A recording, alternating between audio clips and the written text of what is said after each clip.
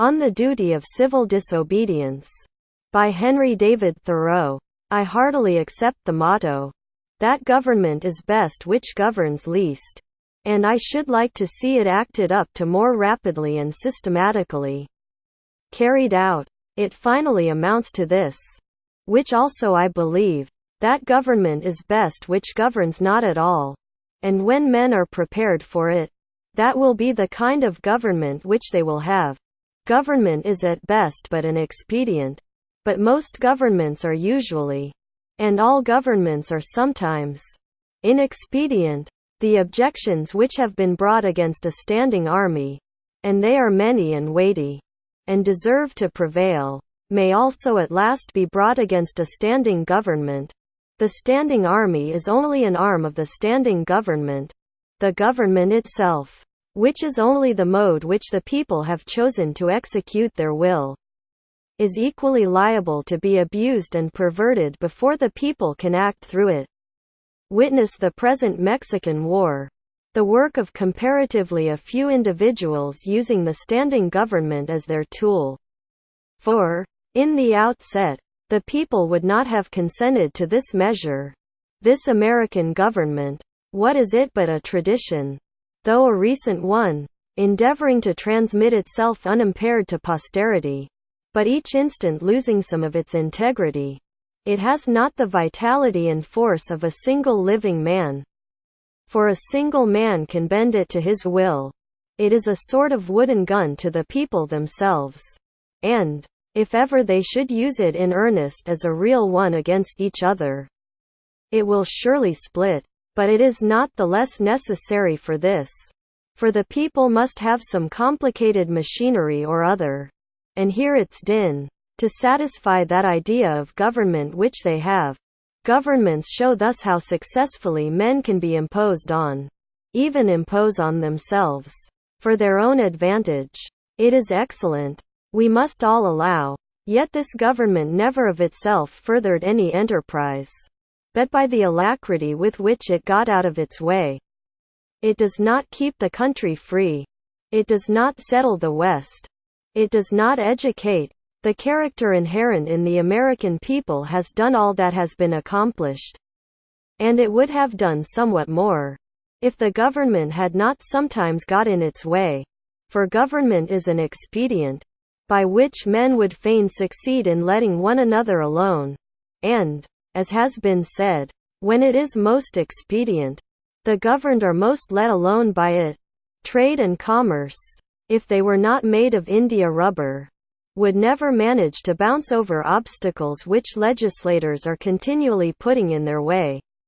And, if one were to judge these men wholly by the effects of their actions, and not partly by their intentions, they would deserve to be classed and punished with those mischievous persons who put obstructions on the railroads.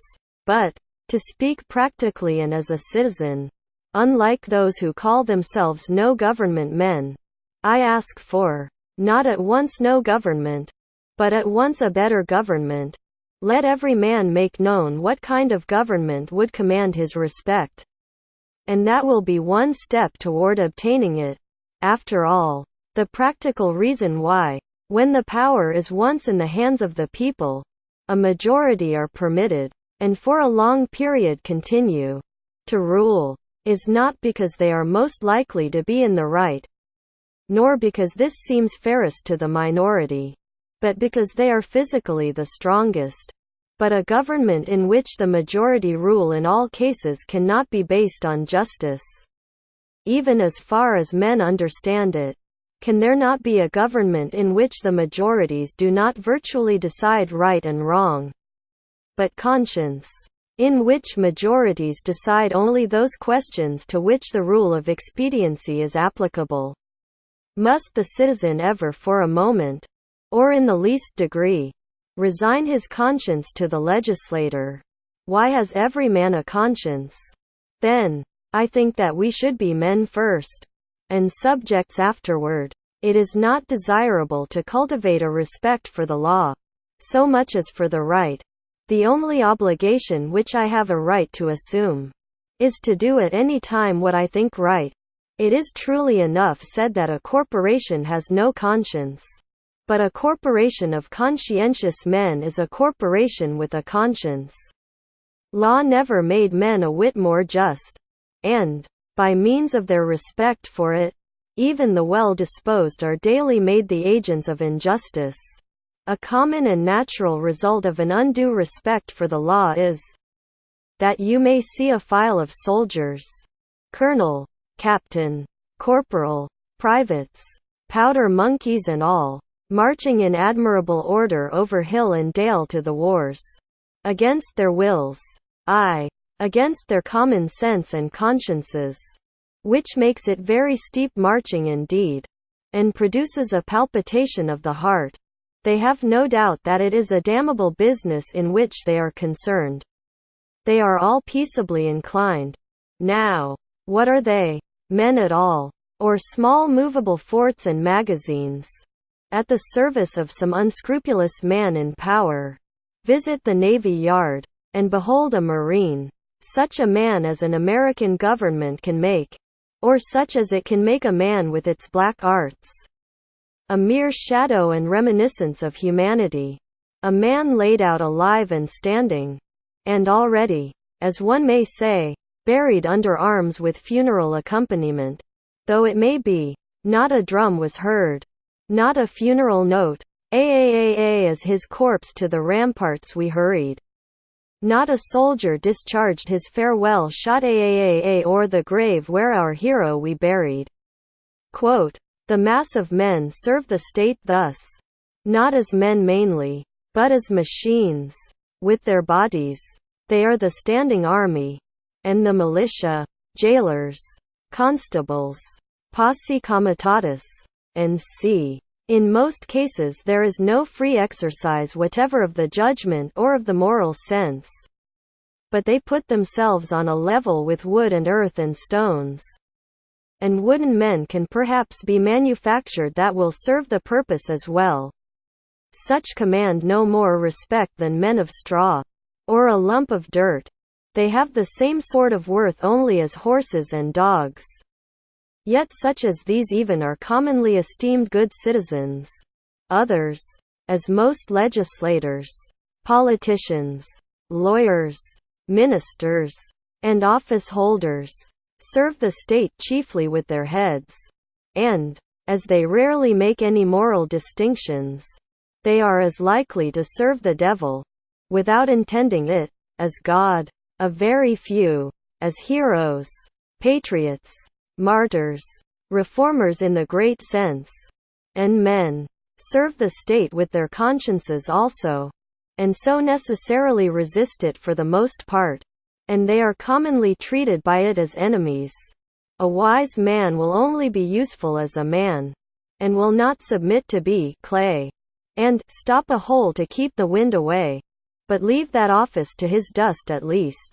I am too high born to be propertied, to be a secondary at control, or useful serving man and instrument to any sovereign state throughout the world. Quote, he who gives himself entirely to his fellow men appears to them useless and selfish. But he who gives himself partially to them is pronounced a benefactor and philanthropist.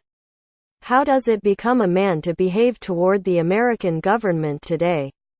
I answer that he cannot without disgrace be associated with it. I cannot for an instant recognize that political organization as my government, which is the slaves' government also. All men recognize the right of revolution. That is, the right to refuse allegiance to and to resist the government, when its tyranny or its inefficiency are great and unendurable. But almost all say that such is not the case now. But such was the case. They think. In the Revolution of '75. If one were to tell me that this was a bad government because it taxed certain foreign commodities brought to its ports, it is most probable that I should not make an ado about it. For I can do without them. All machines have their friction.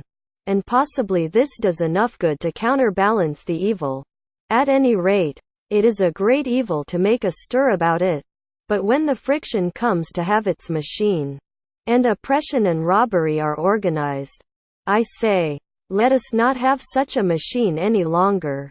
In other words, when a sixth of the population of a nation which has undertaken to be the refuge of liberty are slaves, and a whole country is unjustly overrun and conquered by a foreign army, and subjected to military law, I think that it is not too soon for honest men to rebel and revolutionize. What makes this duty the more urgent is that fact that the country so overrun is not our own, but ours is the invading army. Paley, a common authority with many on moral questions, in his chapter on the duty of submission to civil government, resolves all civil obligation into expediency, and he proceeds to say that so long as the interest of the whole society requires it, that is, so long as the established government cannot be resisted or changed without public inconveniency, it is the will of God that the established government be obeyed, and no longer. Quote, this principle being admitted, the justice of every particular case of resistance is reduced to a computation of the quantity of the danger and grievance on the one side, and of the probability and expense of redressing it on the other. Quote, of this, he says, every man shall judge for himself. But Paley appears never to have contemplated those cases to which the rule of expediency does not apply, in which a people, as well as an individual, must do justice, cost what it may. If I have unjustly wrested a plank from a drowning man, I must restore it to him though I drown myself. This, according to Paley, would be inconvenient, but he that would save his life, in such a case, shall lose it.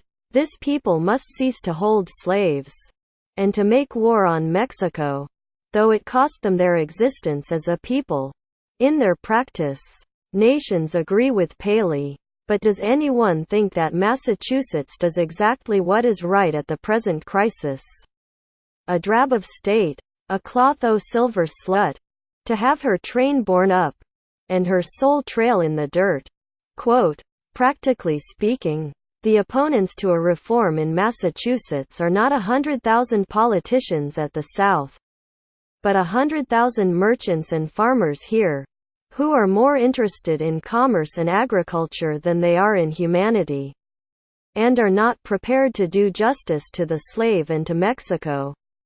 Cost what it may, I quarrel not with far-off foes, but with those who, near at home, cooperate with, and do the bidding of those far away, and without whom the latter would be harmless. We are accustomed to say that the mass of men are unprepared, but improvement is slow, because the few are not materially wiser or better than the many. It is not so important that many should be as good as you, as that there be some absolute goodness somewhere, for that will leaven the whole lump. There are thousands who are in opinion opposed to slavery and to the war, who yet in effect do nothing to put an end to them, who, esteeming themselves children of Washington and Franklin, sit down with their hands in their pockets, and say that they know not what to do, and do nothing, who even postpone the question of freedom to the question of free trade, and quietly read the prices current along with the latest advices from Mexico after dinner, and, it may be, fall asleep over them both. What is the price current of an honest man and patriot today? They hesitate, and they regret, and sometimes they petition, but they do nothing in earnest and with effect. They will wait, well disposed, for others to remedy the evil, that they may no longer have it to regret. At most, they give only a cheap vote, and a feeble countenance and Godspeed to the right, as it goes by them. There are 999 patrons of virtue to one virtuous man. But it is easier to deal with the real possessor of a thing than with the temporary guardian of it. All voting is a sort of gaming, like checkers or backgammon, with a slight moral tinge to it, a playing with right and wrong. with moral questions. And betting naturally accompanies it. The character of the voters is not staked. I cast my vote, perchance, as I think right, but I am not vitally concerned that that right should prevail. I am willing to leave it to the majority. Its obligation, therefore, never exceeds that of expediency. Even voting for the right is doing nothing for it. It is only expressing to men feebly your desire that it should prevail. A wise man will not leave the right to the mercy of chance, nor wish it to prevail through the power of the majority. There is but little virtue in the action of masses of men. When the majority shall at length vote for the abolition of slavery, it will be because they are indifferent to slavery, or because there is but little slavery left to be abolished by their vote. They will then be the only slaves. Only his vote can hasten the abolition of slavery who asserts his own freedom by his vote. I hear of a convention to be held at Baltimore, or elsewhere, for the selection of a candidate for the presidency, made up chiefly of editors and men who are politicians by profession. But I think, what is it to any independent, intelligent, and respectable man what decision they may come to? Shall we not have the advantage of his wisdom and honesty? Nevertheless, can we not count upon some independent votes? Are there not many individuals in the country who do not attend conventions? But no, I find that the respectable man, so called, has immediately drifted from his position, and despairs of his country. When his country has more reasons to despair of him, he forthwith adopts one of the candidates thus selected as the only available one, thus proving that he is himself available for any purposes of the demagogue. His vote is of no more worth than that of any unprincipled foreigner or hireling native, who may have been bought. Oh, for a man who is a man, and, as my neighbor says, has a bone in his back which you cannot pass your hand through. Our statistics are at fault. The population has been returned too large. How many men are there to a square 1,000 miles in the country? Hardly one. Does not America offer any inducement for men to settle here? The American has dwindled into an odd fellow, one who may be known by the development of his organ of gregariousness, and a manifest lack of intellect and cheerful self-reliance, whose first and chief concern, on coming into the world, is to see that the almshouses are in good repair, and, before yet he has lawfully donned the virile garb, to collect a fund for the support of the widows and orphans that may be. Who, in short, ventures to live only by the aid of the mutual insurance company, which has promised to bury him decently. It is not a man's duty, as a matter of course, to devote himself to the eradication of any, even the most enormous wrong. He may still properly have other concerns to engage him, but it is his duty, at least, to wash his hands of it, and, if he gives it no thought longer, not to give it practically his support. If I devote myself to other pursuits and contemplations, I must first see, at least, that I do not pursue them sitting upon another man's shoulders. I must get off him first, that he may pursue his contemplations too. See what gross inconsistency is tolerated. I have heard some of my townsmen say, I should like to have them order me out to help put down an insurrection of the slaves, or to march to Mexico. See if I would go. And yet these very men have each, directly by their allegiance, and so indirectly, at least, by their money, furnished a substitute. The soldier is applauded who refuses to serve in an unjust war by those who do not refuse to sustain the unjust government which makes the war, is applauded by those whose own act and authority he disregards and sets at naught, as if the state were penitent to that degree that it hired one to scourge it while it sinned, but not to that degree that it left off sinning for a moment. Thus, under the name of order and civil government, We are all made at last to pay homage to and support our own meanness. After the first blush of sin comes its indifference, and from immoral it becomes, as it were, unmoral, and not quite unnecessary to that life which we have made. The broadest and most prevalent error requires the most disinterested virtue to sustain it. The slight reproach to which the virtue of patriotism is commonly liable, the noble are most likely to incur. Those who, while they disapprove of the character and measures of a government, yield to it their allegiance and support, are undoubtedly its most conscientious supporters, and so frequently the most serious obstacles to reform. Some are petitioning the state to dissolve the Union, to disregard the requisitions of the President. Why do they not dissolve it themselves, the Union between themselves and the state, and refuse to pay their quota into its treasury? Do not they stand in same relation to the state that the state does to the Union? And have not the same reasons prevented the state from resisting the Union, which have prevented them from resisting the state?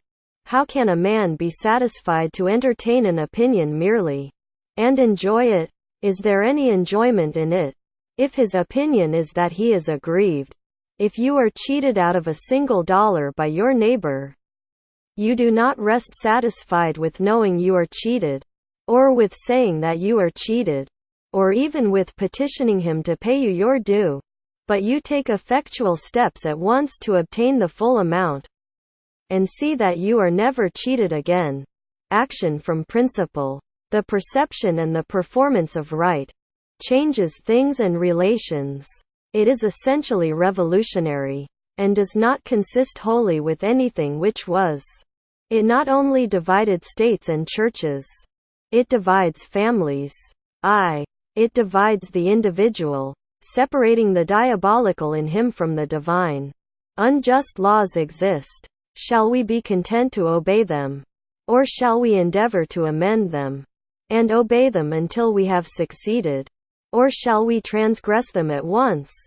Men generally, under such a government as this, think that they ought to wait until they have persuaded the majority to alter them. They think that, if they should resist, the remedy would be worse than the evil.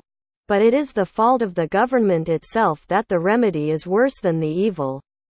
It makes it worse. Why is it not more apt to anticipate and provide for reform?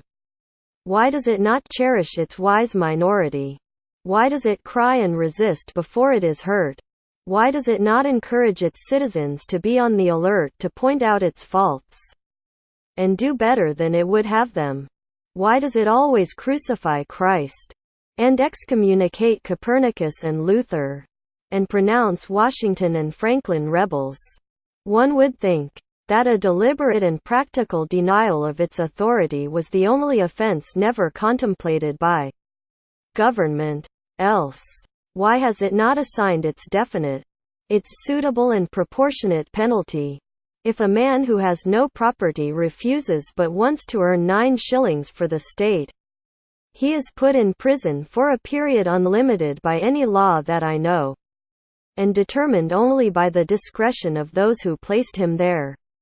But if he should steal 90 times 9 shillings from the state, he is soon permitted to go at large again.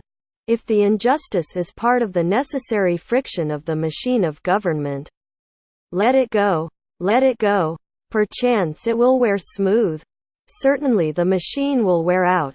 If the injustice has a spring, or a pulley, or a rope, or a crank, exclusively for itself, then perhaps you may consider whether the remedy will not be worse than the evil. But if it is of such a nature that it requires you to be the agent of injustice to another, then, I say, break the law. Let your life be a counter-friction to stop the machine. What I have to do is to see, at any rate, that I do not lend myself to the wrong which I condemn. As for adopting the ways which the state has provided for remedying the evil, I know not of such ways. They take too much time, and a man's life will be gone. I have other affairs to attend to. I came into this world, not chiefly to make this a good place to live in, but to live in it, be it good or bad.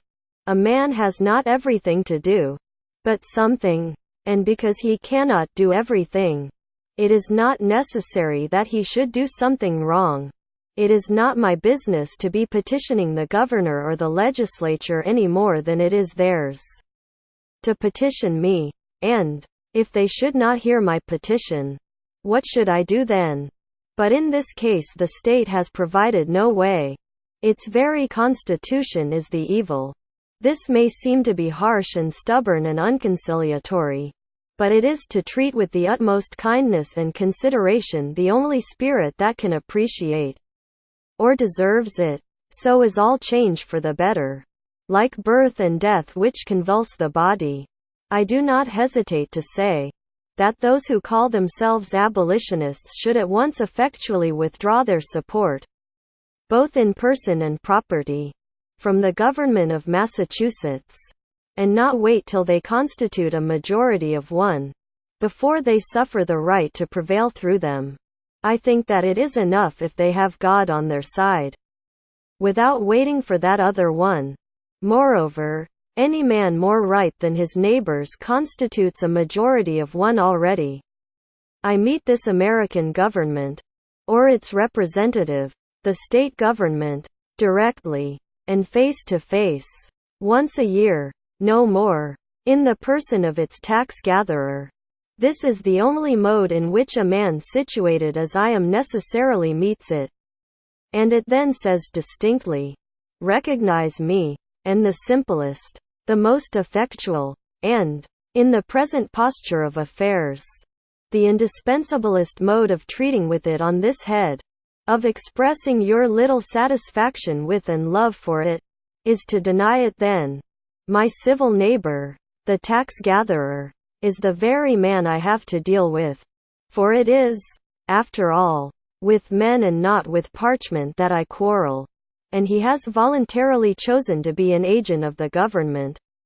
How shall he ever know well what he is and does as an officer of the government, or as a man, until he is obliged to consider whether he shall treat me, his neighbor, for whom he has respect, as a neighbor and well-disposed man, or as a maniac and disturber of the peace, and see if he can get over this obstruction to his neighborliness without a ruder and more impetuous thought or speech corresponding with his action.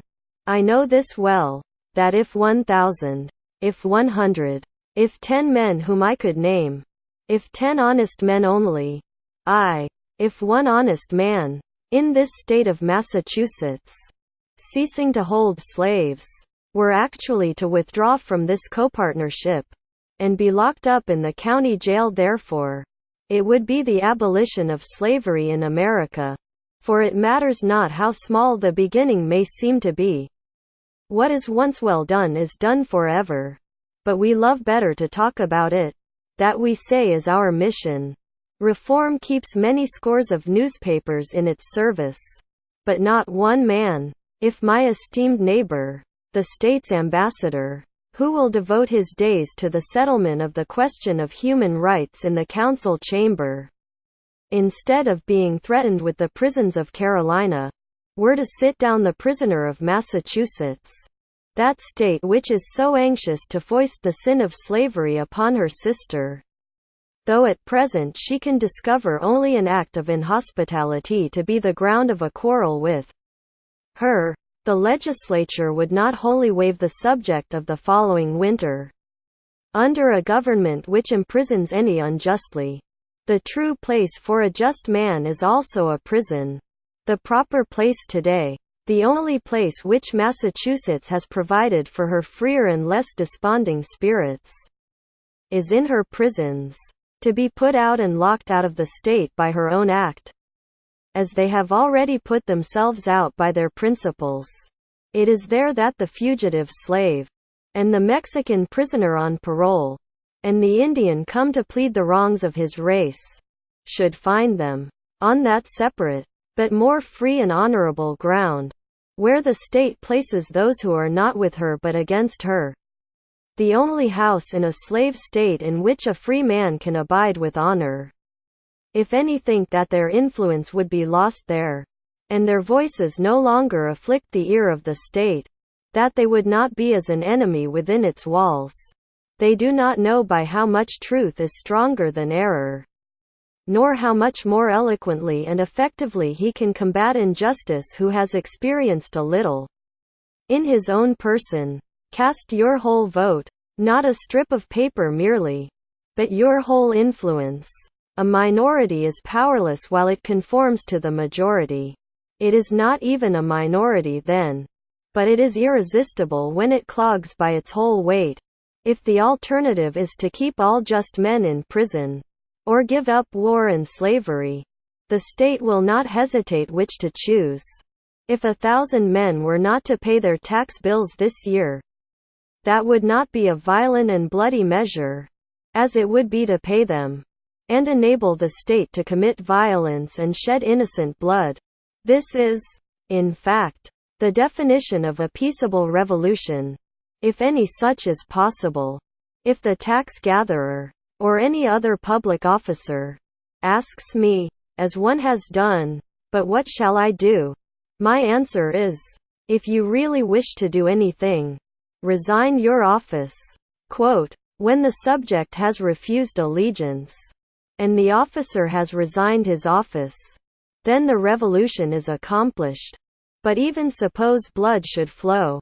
Is there not a sort of blood shed when the conscience is wounded? Through this wound a man's real manhood and immortality flow out, and he bleeds to an everlasting death. I see this blood flowing now. I have contemplated the imprisonment of the offender, rather than the seizure of his goods, though both will serve the same purpose, because they who assert the purest right, and consequently are most dangerous to a corrupt state, commonly have not spent much time in accumulating property. To such the state renders comparatively small service, and a slight tax is wont to appear exorbitant, particularly if they are obliged to earn it by special labor with their hands. If there were one who lived wholly without the use of money, the state itself would hesitate to demand it of him. But the rich man, not to make any invidious comparison, is always sold to the institution which makes him rich. Absolutely speaking, the more money, the less virtue, for money comes between a man and his objects, and obtains them for him. It was certainly no great virtue to obtain it. It puts to rest many questions which he would otherwise be taxed to answer, while the only new question which it puts is the hard but superfluous one: how to spend it. Thus his moral ground is taken from under his feet. The opportunities of living are diminished in proportion as what are called the means are increased. The best thing a man can do for his culture when he is rich is to endeavor to carry out those schemes which he entertained when he was poor. Christ answered the Herodians according to their condition. "Show me the tribute money," said he, and one took a penny out of his pocket. If you use money which has the image of Caesar on it, and which he has made current and valuable, that is, if you are men of the state, and gladly enjoy the advantages of Caesar's government, then pay him back some of his own when he demands it. Render therefore to Caesar that which is Caesar's, and to God those things which are God's. Quote, leaving them no wiser than before as to which was which. For they did not wish to know. When I converse with the freest of my neighbors, I perceive that, whatever they may say about the magnitude and seriousness of the question, and their regard for the public tranquility, the long and the short of the matter is, that they cannot spare the protection of the existing government, and they dread the consequences of disobedience to it to their property and families. For my own part, I should not like to think that I ever rely on the protection of the state. But, if I deny the authority of the state when it presents its tax bill, it will soon take and waste all my property, and so harass me and my children without end. This is hard. This makes it impossible for a man to live honestly and at the same time comfortably in outward respects. It will not be worth the while to accumulate property. That would be sure to go again. You must hire or squat somewhere, and raise but a small crop, and eat that soon. You must live within yourself, and depend upon yourself, always tucked up and ready for a start, and not have many affairs. A man may grow rich in Turkey even, if he will be in all respects a good subject of the Turkish government. Confucius said, "If a state is governed by the principles of reason, poverty and misery are subjects of shame. If a state is not governed by the principles of reason, riches and honors are the subjects of shame." Quote, "No. Until I want the protection of Massachusetts to be extended to me in some distant southern port, where my liberty is endangered, or until I am bent solely on building up an estate at home by peaceful enterprise, I can afford to refuse allegiance to Massachusetts, and her right to my property and life. It costs me less in every sense to incur the penalty of disobedience to the state than it would to obey. I should feel as if I were worth less in that case." Some years ago, the state met me in behalf of the church, and commanded me to pay a certain sum toward the support of a clergyman whose preaching my father attended, but never I myself. "Pay it," it said, "or be locked up in the jail." Quote, "I declined to pay, but, unfortunately, another man saw fit to pay it. I did not see why the schoolmaster should be taxed to support the priest, and not the priest the schoolmaster. For I was not the state schoolmaster, but I supported myself by voluntary subscription. I did not see why the Lyceum should not present its tax bill, and have the state to back its demand, as well as the church. However, at the request of the selectmen, I condescended to make some such statement as this in writing. Know all men by these presents, that I, Henry Thoreau, do not wish to be regarded as a member of any incorporated society which I have not joined." Quote, "This I gave to the town clerk, and he has it. The state, having thus learned that I did not wish to be regarded as a member of that church, has never made a like demand on me since, though it said that it must adhere to its original presumption that time. If I had known how to name them, I should then have signed off in detail from all the societies which I never signed on to. But I did not know where to find such a complete list. I have paid no poll tax for 6 years. I was put into a jail once on this account, for one night, and, as I stood considering the walls of solid stone, 2 or 3 feet thick, the door of wood and iron, a foot thick, and the iron grating which strained the light, I could not help being struck with the foolishness of that institution which treated me as if I were mere flesh and blood and bones, to be locked up. I wondered that it should have concluded at length that this was the best use it could put me to, and had never thought to avail itself of my services in some way. I saw that, if there was a wall of stone between me and my townsmen, there was a still more difficult one to climb or break through, before they could get to be as free as I was. I did nor for a moment feel confined, and the walls seemed a great waste of stone and mortar. I felt as if I alone of all my townsmen had paid my tax. They plainly did not know how to treat me, but behaved like persons who are underbred.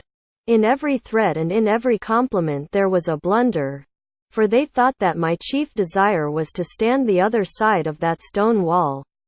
I could not but smile to see how industriously they locked the door on my meditations, which followed them out again without let or hindrance. And they were really all that was dangerous. As they could not reach me, they had resolved to punish my body, just as boys, if they cannot come at some person against whom they have a spite, will abuse his dog. I saw that the state was half-witted, that it was timid as a lone woman with her silver spoons. and that it did not know its friends from its foes. And I lost all my remaining respect for it, and pitied it. Thus the state never intentionally confronts a man's sense, intellectual or moral, but only his body, his senses. It is not armed with superior wit or honesty, but with superior physical strength. I was not born to be forced. I will breathe after my own fashion. Let us see who is the strongest. What force has a multitude? They only can force me who obey a higher law than I. They force me to become like themselves. I do not hear of men being forced to live this way or that by masses of men. What sort of life were that to live? When I meet a government which says to me, "Your money or your life," why should I be in haste to give it my money? It may be in a great strait, and not know what to do. I cannot help that. It must help itself. Do as I do. It is not worth the while to snivel about it. I am not responsible for the successful working of the machinery of society. I am not the son of the engineer. I perceive that, when an acorn and a chestnut fall side by side, the one does not remain inert to make way for the other, but both obey their own laws, and spring and grow and flourish as best they can, till one, perchance, overshadows and destroys the other. If a plant cannot live according to its nature, it dies. And so a man. The night in prison was novel and interesting enough. The prisoners in their shirt sleeves were enjoying a chat and the evening air in the doorway, when I entered. But the jailer said, "Come, boys. It is time to lock up." And so they dispersed, and I heard the sound of their steps returning into the hollow apartments. My roommate was introduced to me by the jailer as a first-rate fellow and a clever man. Quote, when the door was locked, he showed me where to hang my hat, and how he managed matters there. The rooms were whitewashed once a month, and this one, at least, was the whitest, most simply furnished, and probably the neatest apartment in town. He naturally wanted to know where I came from, and what brought me there. And, when I had told him, I asked him in my turn how he came there, presuming him to be an honest man, of course. And, as the world goes, I believe he was. "Why," said he, "they accuse me of burning a barn. But I never did it." Quote, as near as I could discover, he had probably gone to bed in a barn when drunk, and smoked his pipe there. And so a barn was burnt. He had the reputation of being a clever man, had been there some 3 months waiting for his trial to come on, and would have to wait as much longer. But he was quite domesticated and contented, since he got his board for nothing, and thought that he was well treated. He occupied one window, and I the other, and I saw that, if one stayed there long, his principal business would be to look out the window. I had soon read all the tracts that were left there, and examined where former prisoners had broken out, and where a grate had been sawed off, and heard the history of the various occupants of that room. For I found that even here there was a history and a gossip which never circulated beyond the walls of the jail. Probably this is the only house in the town where verses are composed, which are afterward printed in a circular form, but not published. I was shown quite a long list of verses which were composed by some young men who had been detected in an attempt to escape, who avenged themselves by singing them. I pumped my fellow prisoner as dry as I could, for fear I should never see him again. But at length he showed me which was my bed, and left me to blow out the lamp. It was like traveling into a far country, such as I had never expected to behold. To lie there for one night, it seemed to me that I never had heard the town clock strike before, nor the evening sounds of the village, for we slept with the windows open, which were inside the grating. It was to see my native village in the light of the Middle Ages, and our Concord was turned into a Rhine stream. and visions of knights and castles passed before me. They were the voices of old burghers that I heard in the streets. I was an involuntary spectator and auditor of whatever was done and said in the kitchen of the adjacent village inn. A wholly new and rare experience to me. It was a closer view of my native town. I was fairly inside of it. I never had seen its institutions before. This is one of its peculiar institutions. For it is a shire town. I began to comprehend what its inhabitants were about. In the morning, our breakfasts were put through the hole in the door, in small oblong square tin pans, made to fit, and holding a pint of chocolate, with brown bread, and an iron spoon. When they called for the vessels again, I was green enough to return what bread I had left. But my comrade seized it, and said that I should lay that up for lunch or dinner. Soon after, he was let out to work at haying in a neighboring field, whither he went every day, and would not be back till noon. So he bade me good day, saying that he doubted if he should see me again when I came out of prison, for someone interfered, and paid the tax. I did not perceive that great changes had taken place on the common, such as he observed who went in a youth, and emerged a grey-headed man, and yet a change had to my eyes come over the scene. The town, and state, and country, greater than any that mere time could affect. I saw yet more distinctly the state in which I lived.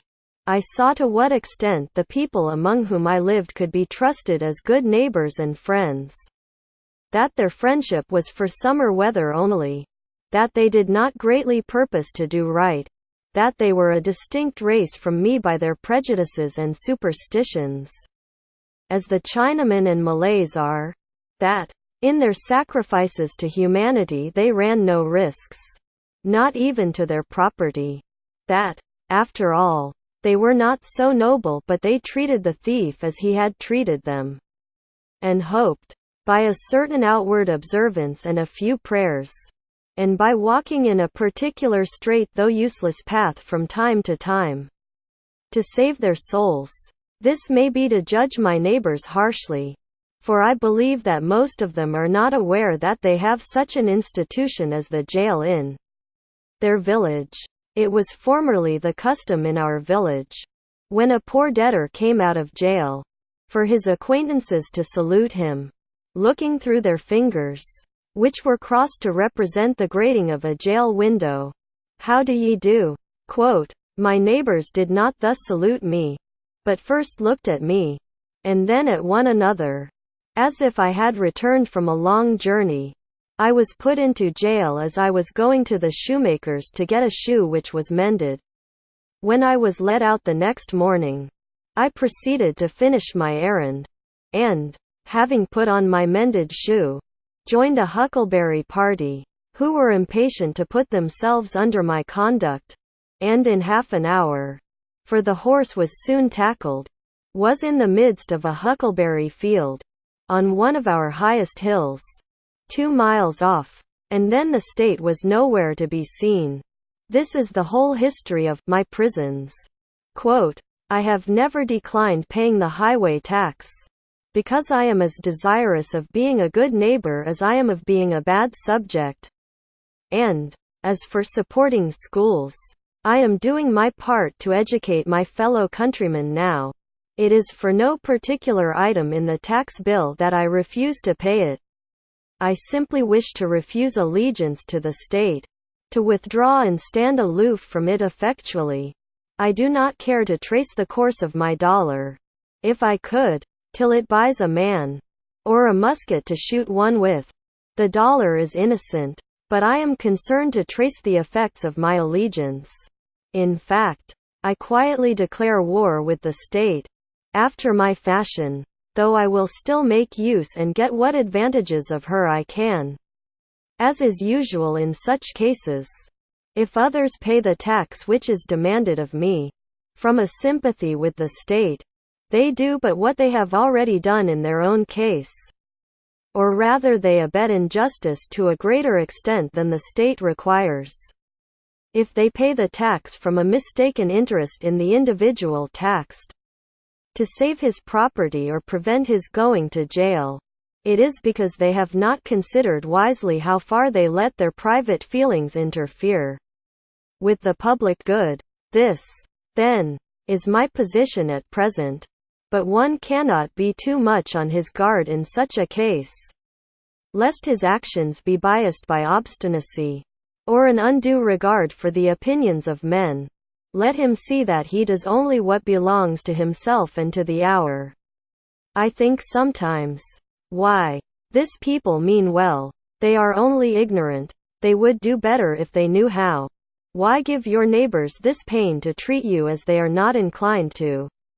But I think, again, this is no reason why I should do as they do, or permit others to suffer much greater pain of a different kind.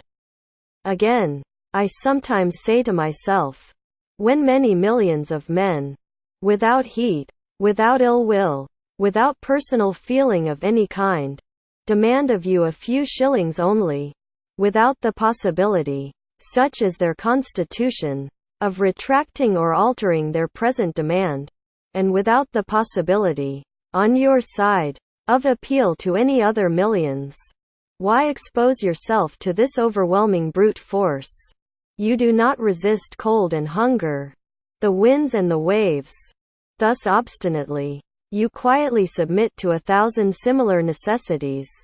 You do not put your head into the fire, but just in proportion as I regard this as not wholly a brute force, but partly a human force, and consider that I have relations to those millions as to so many millions of men, and not of mere brute or inanimate things. I see that appeal is possible, first and instantaneously, from them to the Maker of them, and, secondly, from them to themselves. But, if I put my head deliberately into the fire, there is no appeal to fire or to the Maker of fire. And I have only myself to blame.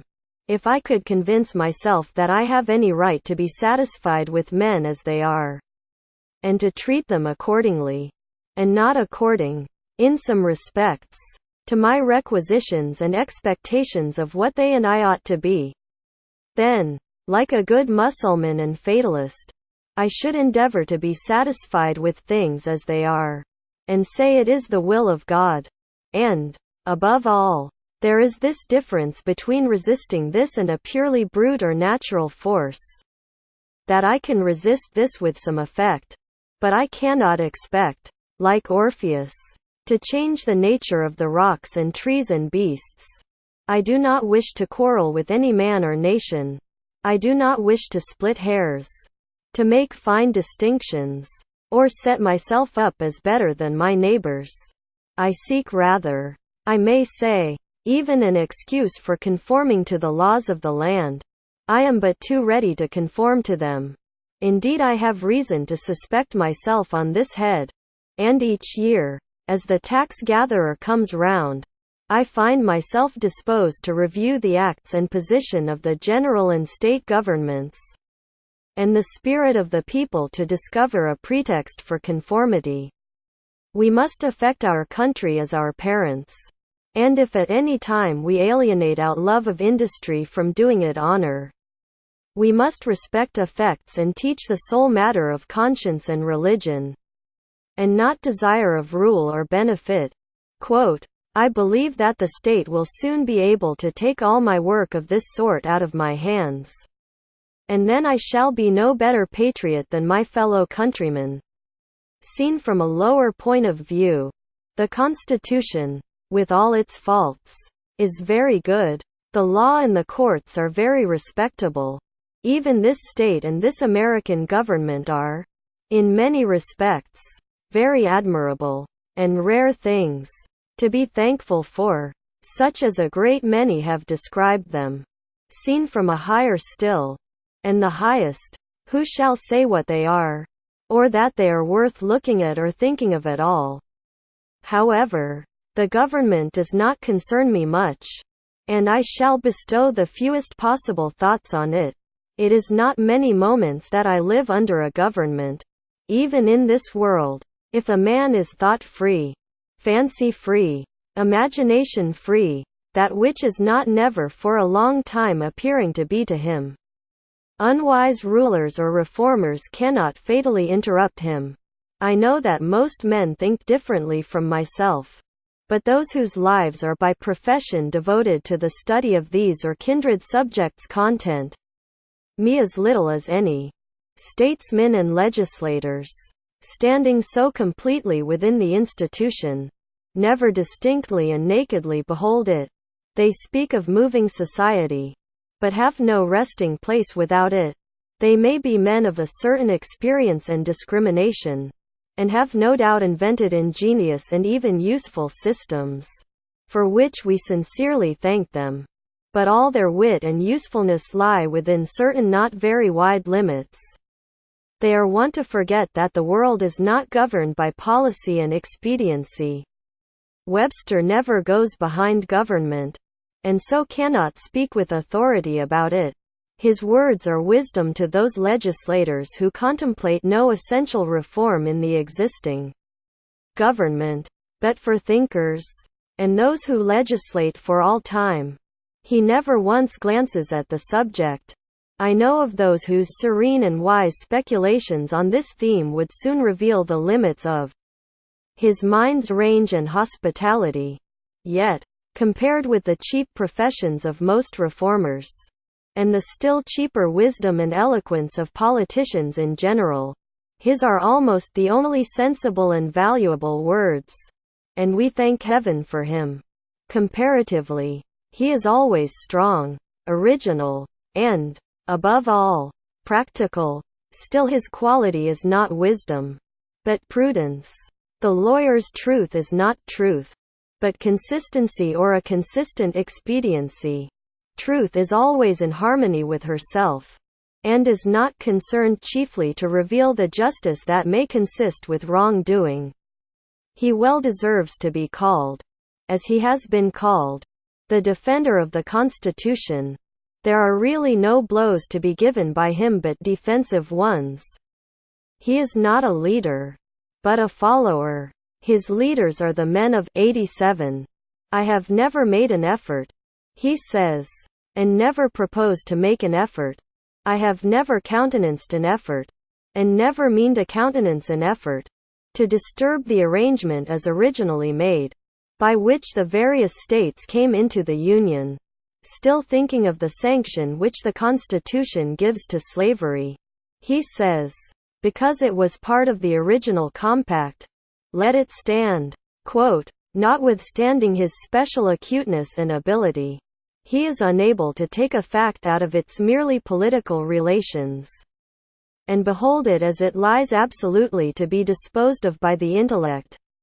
What, for instance, it behoves a man to do here in America today with regard to slavery, but ventures, or is driven, to make some such desperate answer as the following, while professing to speak absolutely, and as a private man, from which what new and singular code of social duties might be inferred. The manner, says he, in which the governments of those states where slavery exists are to regulate it, is for their own consideration, under the responsibility to their constituents, to the general laws of propriety, humanity, and justice, and to God. Associations formed elsewhere, springing from a feeling of humanity, or any other cause, have nothing whatever to do with it. They have never received any encouragement from me and they never will. Quote, these extracts have been inserted since the lecture was read. HDT. They who know of no purer sources of truth, who have traced up its stream no higher, stand, and wisely stand, by the Bible and the Constitution, and drink at it there with reverence and humanity. But they who behold where it comes trickling into this lake or that pool, gird up their loins once more, and continue their pilgrimage toward its fountain head. No man with a genius for legislation has appeared in America. They are rare in the history of the world. There are orators, politicians, and eloquent men, by the thousand. but the speaker has not yet opened his mouth to speak who is capable of settling the much vexed questions of the day. We love eloquence for its own sake, and not for any truth which it may utter, or any heroism it may inspire. Our legislators have not yet learned the comparative value of free trade and of freedom, of union, and of rectitude. To a nation, they have no genius or talent for comparatively humble questions of taxation and finance, commerce and manufactures and agriculture. If we were left solely to the wordy wit of legislators in Congress for our guidance, uncorrected by the seasonable experience and the effectual complaints of the people, America would not long retain her rank among the nations. For 1800 years, though perchance I have no right to say it, the New Testament has been written. Yet where is the legislator who has wisdom and practical talent enough to avail himself of the light which it sheds on the science of legislation, the authority of government, even such as I am willing to submit to? For I will cheerfully obey those who know and can do better than I.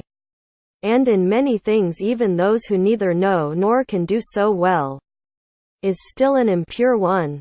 To be strictly just, it must have the sanction and consent of the governed.